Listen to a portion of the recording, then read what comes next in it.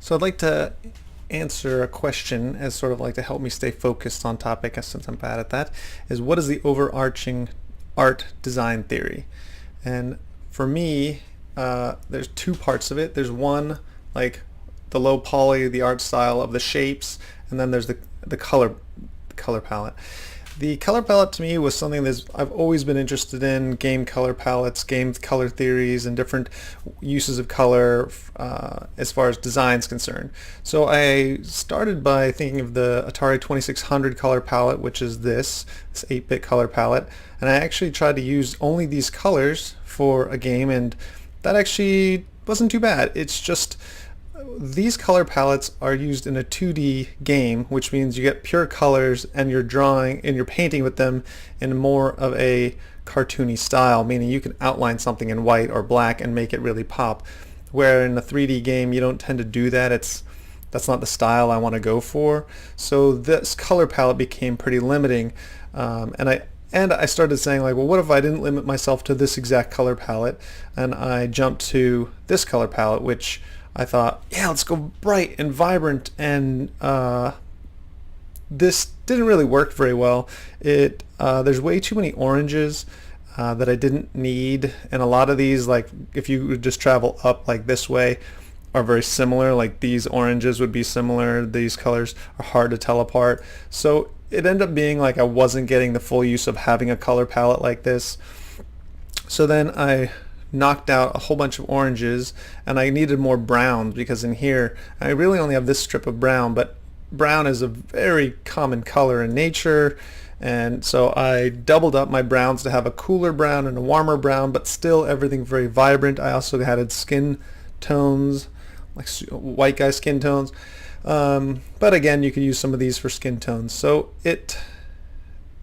I was liking this direction, but then I came to another realization, is that in a 3D game, you need to use color also to call attention to things. So if everything's saturated, I can't call things out with color.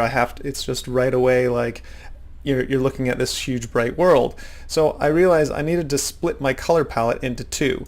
So my color palette then became a saturated top and a desaturated top and saturated bottom. So, and then this section here, since I didn't need my grays and my two grays didn't need a saturated version, I had another section here. So this was for this game, which is currently on hold. I still stopped working on it for now. This is like the metals. So you have gold metals, you have steel metals, and then in that game I have like these like icy cold metals.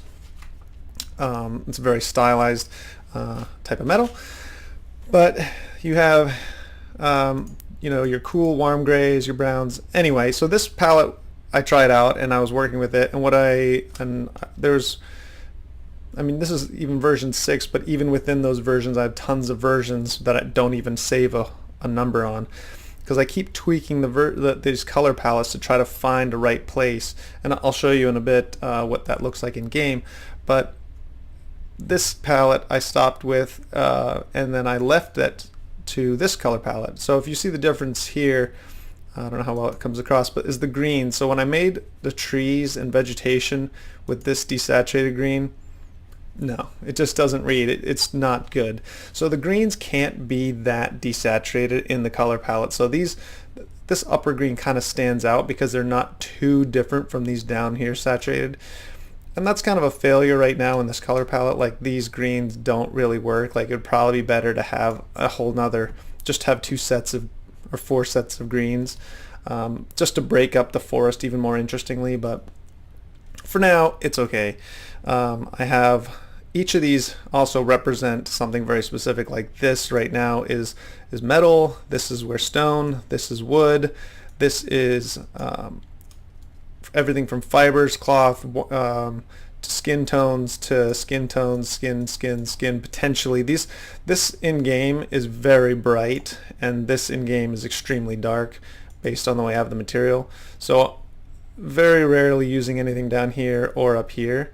The sweet spot, of course, is dead in the middle. It's a PBR material.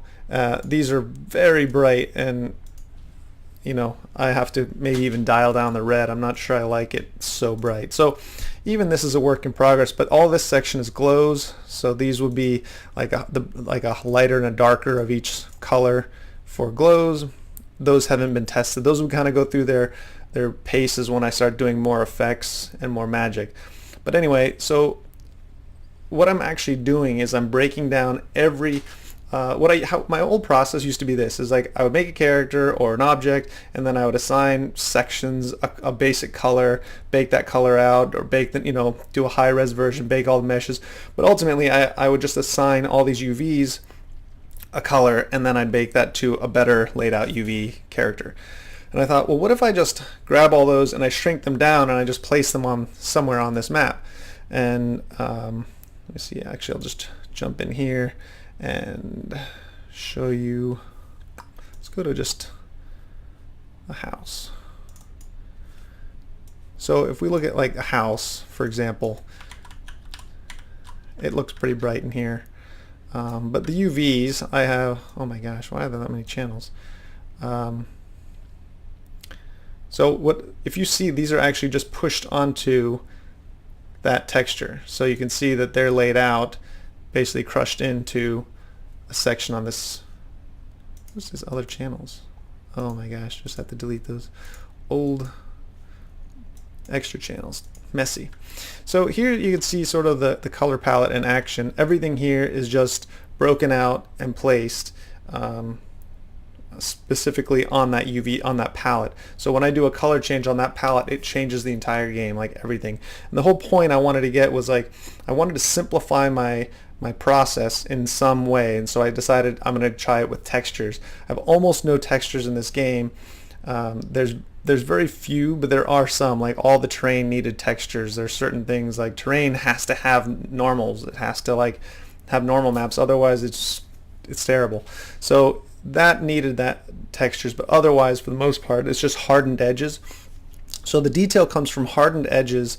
That's not necessarily low poly. Like you can see that there is a low poly style to it, but not necessarily. I wouldn't go. I don't know if I'd call it low poly. So I'm kind of rambling, but I'll talk more about this vegetation scene in a bit. But ultimately, that's kind of that's like the color basis of this game, and talk more about things in a bit.